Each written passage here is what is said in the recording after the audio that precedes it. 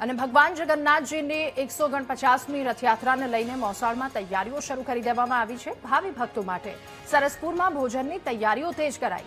ભક્તોને પીરસાશે પૂરી શાક, ફૂલવડીનો પ્રસાદ। તો સરસપુરની અલગ અલગ 26 જેટલી પોળોમાં તૈયારીઓ શરૂ કરી દેવામાં આવી છે। આ પોળોમાં જુદી જુદી જગ્યાએ 1.5 થી 2 લાખ જેટલા ભક્તો એ પ્રસાદી લેશે, ત્યારે ખલાસી, સાધુ સંતો સહિત ભક્તો ભોજન પણ કરશે।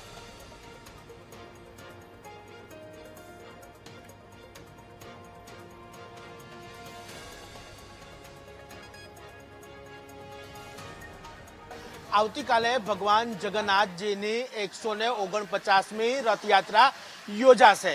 આ રથયાત્રા મંદિર નિજ મંદિરથી નીકળી અને સરસપુર એટલે કે મોસાળ ખાતે પહોંચશે। આ રથયાત્રામાં હજારો ભાવિ ભક્તો છે તે ભગવાન જગન્નાથ સાથે છે તે પણ મોસાળે આવશે। ત્યારે આ તમામ ભક્તો માટે વિશેષ જમવાની એટલે કે બપોરના ભોજનની વ્યવસ્થા છે તે સરસપુર ખાતે કરવામાં આવે છે। સરસપુરના જુદી જુદી 26 જેટલી જે પોળો છે આ પોળોની અંદર છે તે આ ભક્તો માટે જમવાની વ્યવસ્થા છે તે કરવામાં આવતી હોય છે।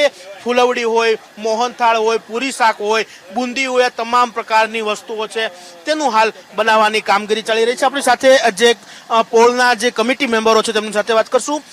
સાહેબ, આવતીકાલે ભગવાન જગન્નાથજી મોસાળ આવી રહ્યા છે, કેવી તૈયારીઓ અત્યારે? ભગવાનની તો ગઈકાલથી તૈયારી ચાલુ થઈ ગઈ। ગઈકાલે ગુંદી આખી રાત પાડી, અત્યારે ફૂલવડી ચાલુ છે, સાથે પૂરીઓ છે। લગભગ અહીંયા 25 થી 30 હજાર માણસનું રસોડું છે।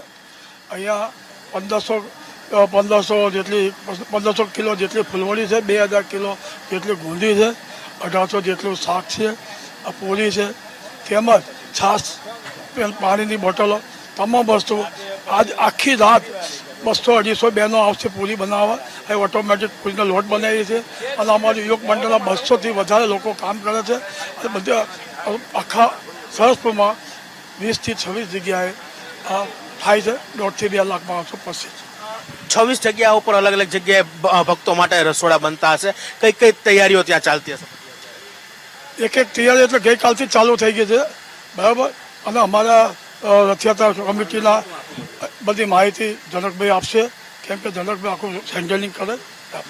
સાથે છે મહારાજ, શું કહેશો? જે રીતના ભક્તોની આતુરતા હતી, હવે કાલે પૂરી થશે, જગન્નાથજી અહીં પહોંચી રહ્યા છે, મોસાળ આવશે અને વધામણા કરવા માટે પોળવાળા પણ એટલા ઉત્સાહી છે। રસોડા ગઈકાલથી તૈયાર થઈ ગયા છે, કઈ કઈ પ્રકારની અત્યારે રસોડામાં તૈયારીઓ? હા, દરેક પોળોમાં લગભગ એમ તો એમ કે 20 થી 26 જગ્યાએ નાના મોટા રસોડા ચાલતા હોય છે। કોઈ બી રસોડામાં ચોખા ઘીનો મોહન થાય, કોઈ રસોડામાં ચોખા ઘીની બુંદી હોય, કોઈ રસોડામાં વિવિધ પ્રકારની મીઠાઈઓ એ લોકો ઘીમાં જ બનાવતા હોય છે અને લગભગ એ લોકો આ તૈયારીઓ 1 મહિનાથી કરતા હોય છે અને છેલ્લા 15 દિવસમાં જ્યારે ભગવાન પ્રવેશતા સરસપુરમાં એને આખરું સ્વરૂપ એ લોકો આપતા હોય છે અને લગભગ એમ કહીએ કે આ આખી યોજનાઓ જેની પાછળ કામ કરે છે દરેક સરસપુરનું યુવા ગ્રુપ એ બહુ ઉત્સાહથી કામ કરે છે અને 1 મહિનાથી લગભગ એ લોકો દરેક પોળોમાં કામ કરતા હોય છે। સાહેબ, આપણે એની પોળની વાત કરીએ, 30,000 લોકો અહીં ભોજન લેતા હોય છે, તો કેટલી વાનગીઓ માટે કેટલી વસ્તુઓનો ઉપયોગ થતો હશે? લગભગ અહીંયા આગળ આપતો સમજે 2000 થી 2500 કિલો જેવો પૂરીનો લોટ વપરાય છે, 1500 કિલો જેવો ચણાનો લોટ વપરાય છે અને બટાકા એ 2200 કિલો જેવા જાય છે।